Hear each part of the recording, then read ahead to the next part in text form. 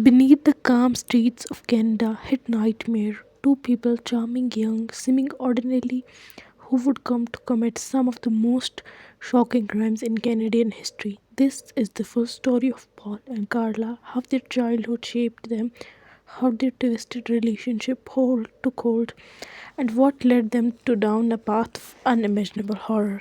Childhood marked by pain and silence. Paul was born on August 27, 1964, in a seemingly normal family, but beneath the surface was a sacred darkness.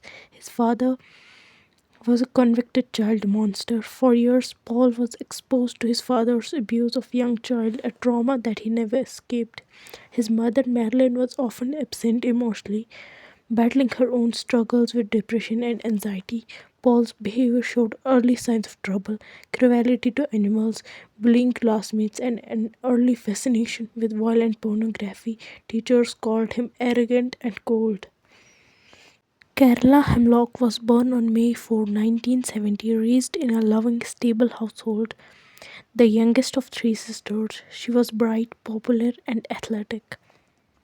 But beneath the surface, Carla craved attention and approval, often manipulating those around her to get it. Friends described her as warm but calculated, a girl with hunger to belong. In October 1987, 23-year-old Paul, 17-year-old Carla met at a hotel. Their connection was instant but twisted. Paul, already a terrifying secret as a Scarborough rapist, found in Carla someone willing to fulfill his darkest fantasies. Carla, young and eager to be loved, was drawn into Paul's world of control, dominance, and violence.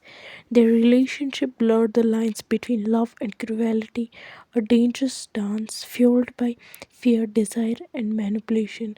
Between 1987 and 1990, Paul terrorized women as a Scarborough rapist, attacking at least a dozen, often with sadist cruelty. But it wasn't enough. His fantasies demanded more.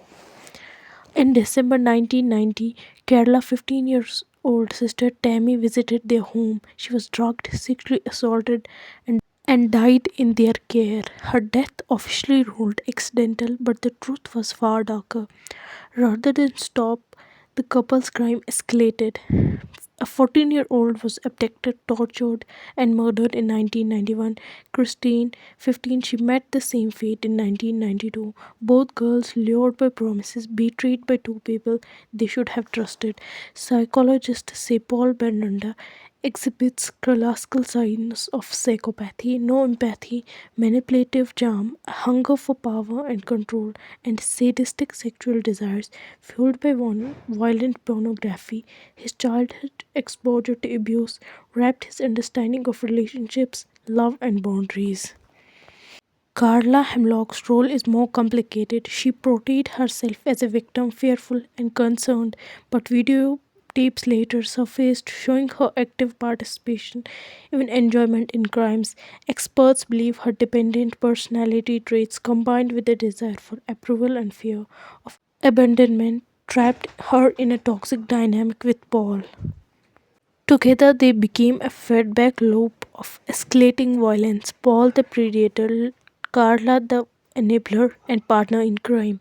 In 1993, DNA evidences finally identified Paul as Scarborough rapist.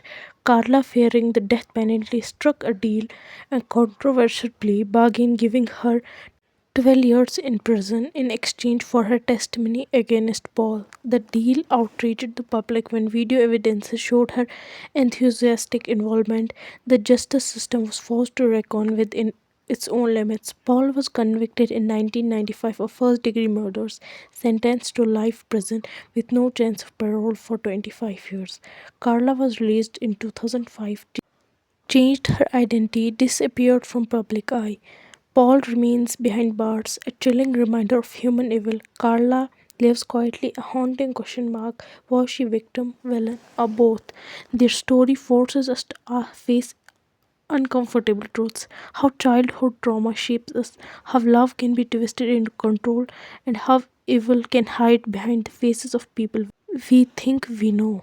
The scars they left go beyond the victims, rippling through families, communities, and a nation, and we watch We must ask ourselves what darkness lives hidden behind the masks we wear and how we will truly know the people besides us.